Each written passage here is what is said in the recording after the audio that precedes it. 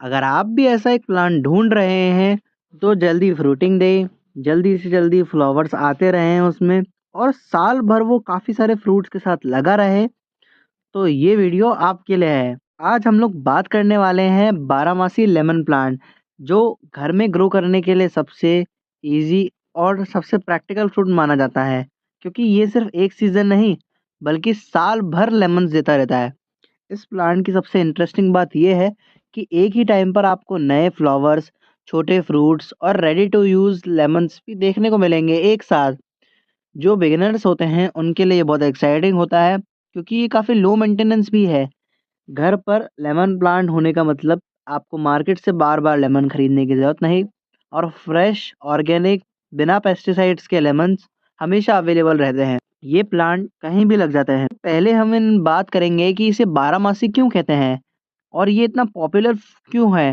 देखिए, बारहमासी लेमन का जो सबसे बड़ा प्लस पॉइंट होता है क्योंकि ये रुक-रुक कर नहीं बल्कि कंटीन्यूअस फ्लावरिंग देता है। एक हेल्दी प्लांट पर आपको हर टाइम अलग स्टेज के लेमन्स देखने को मिलेंगे।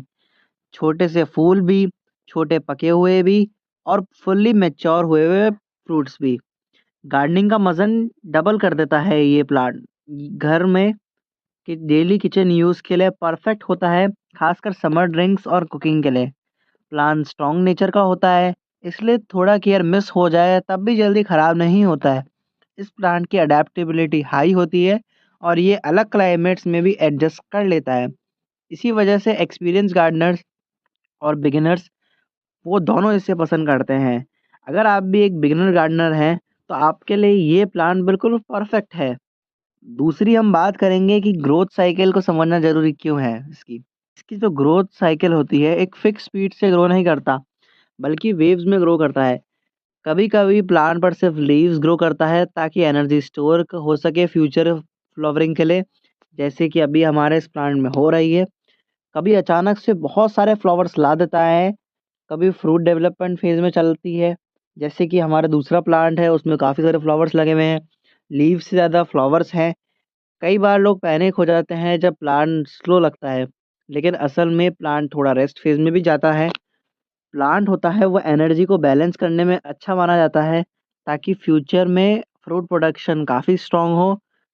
नेचुरल ग्रोथ पैटर्न को समझना से अननेसेसरी टेंशन और एक्स्ट्रा फर्टिलाइज़र देना अवॉइड होता है। अब हम तीसरी चीज़ बात करेंगे कि इसमें एक जो प्रॉब्लम आती है और काफ़ी गार्डनर्स को है, वो है ओवर वाटरिंग। ओवर वाटरिंग जो होती है, वो सबसे कॉमन गलती होती है जिसकी वजह से ये प्लांट मरता है।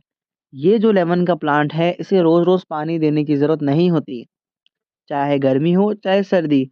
आपको पानी सिर्फ़ तभी देना है जब ऊपर की रूट सूखी लगे। हाँ, गर्मियों में आप दे सकते हैं अगर रूट जल्दी-जल्दी सूख रही हों, ऊपर से मिट्टी सूखी हुई हो। प्लांट को हमेशा पानी में रखना, कंटीन्यूअसली वेट सॉइल बिल्कुल पसंद नहीं है। इससे रूट सफोकेट होने लगती है, रूट्स वीक होने पर लीव्स येलो होने लगती है, फ्लावर गिरने लगते हैं और जो फ्रूट्स होते हैं वो भी ख़राब हो जाते हैं। कई लोग इसको फर्टिलाइज़र डेफिशिएंसी समझ लेते हैं और ज़्यादा पानी डाल के और ज़्यादा फर्टिलाइज़र्स डाल देते हैं। लेकिन सॉइल का ऊपर का लेयर ड्राई लगे तभी पानी देना बेस्ट माना जाता है। कंट्रोल्ड वाटरिंग से प्लांट स्ट्रॉन्ग और प्रोडक्टिव रहता है।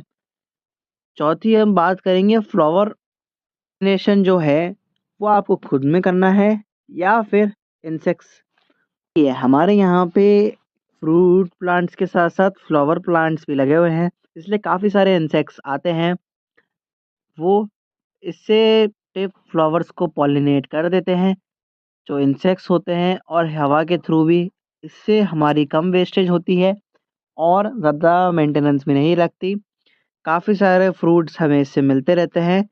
आपको आपका प्लांट इंडोर में लगा हुआ हो, तो आपको हाथ से पॉलिनेशन करना पड़ेगा।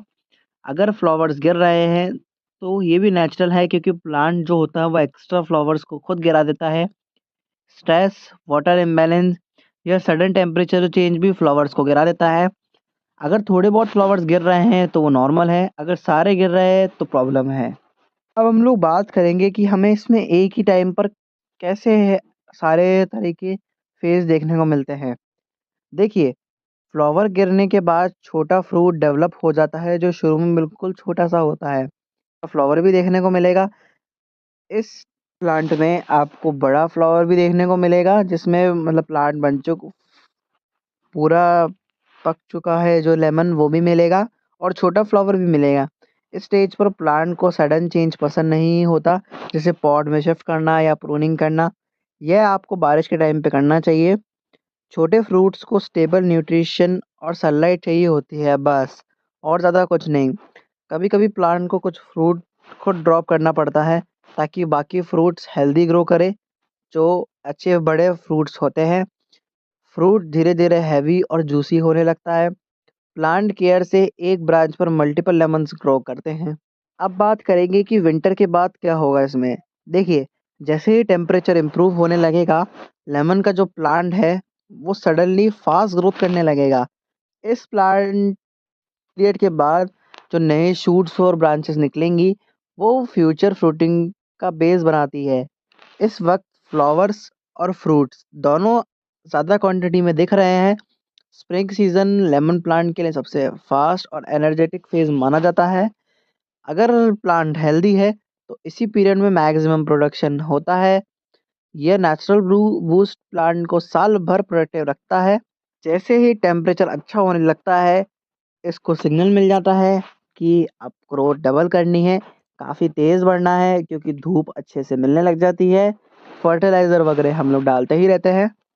हम लोग बात करेंगे कि मैं इसे लो मेंटेनेंस क्यों कह रहा हूँ बार-बार। लो मेंटेनेंस होने का इसका रियल रीज़न क्या है?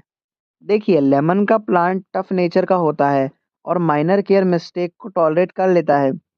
इसको डेली स्पेशल अटेंशन की ज़रूरत नहीं पड़ती। प्लांट एनवायरनमेंट चेंज को भी इजीली हैंडल कर लेता है। इसलिए बिगिनर्स को जल्दी सक्सेस मिलती है। मैं भी जब बिगिनर था तब मैं सबसे पहले यही प्लांट लाया था। उससे काफ़ी अच्छी ग्रोथ देखने को मिली थी तब से। अभी तक इसमें हमने काफ़ी सारे लेमन्स हार्वेस्ट किए हैं।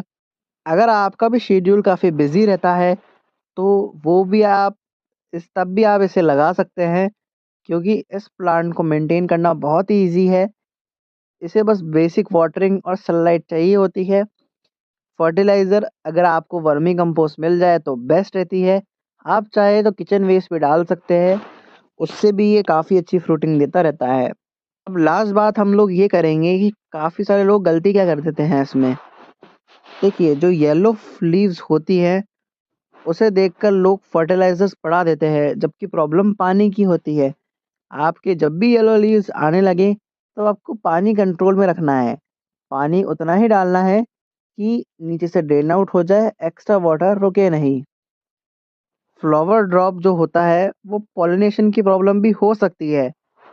ला लेकिन लोग इसको प्लांट का स्ट्रेस मान लेते हैं। ग्रोथ स्लो होने पर लोग प्लांट को डेड भी समझ लेते हैं।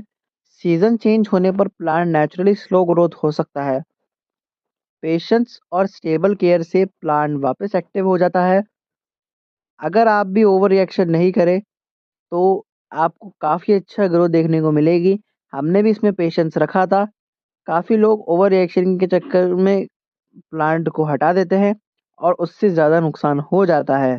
अगर आप भी घर के लिए एक प्रोडक्टिव प्लांट देख रहे हैं जो काफ़ी लो मेंटेनेंस हो, आप इजीली ग्रो कर पाए, कम मेंटेनेंस, कम केयर के साथ, तो ये प्लांट आपके लिए है। प्लांट को ज़्यादा डिस्टर्ब करने की ज़रूरत नहीं है। स्टेबल रूटीन आराम से मेंटेन हो सकता है इसका। पेशेंस रखने पर प्लांट साल भर फ्रूट्स देता रहेगा। रेगुलर ऑब्जर्वेशन से प्लांट की नीड समझ आने लगती है। थोड़ी सी केयर और एक पूरा पूरे घर की लेमन की नीड को पूरा कर देता है और धीरे-धीरे गार्डनिंग का कॉन्फिडेंस भी बढ़ने लगता है। अगर आप भी बिगिनर हैं, तो आप ये प्लांट बिल्कुल लगा सकते हैं। बिगिनर्स के लिए काफ़ी अच्छा प्लांट होता है ये।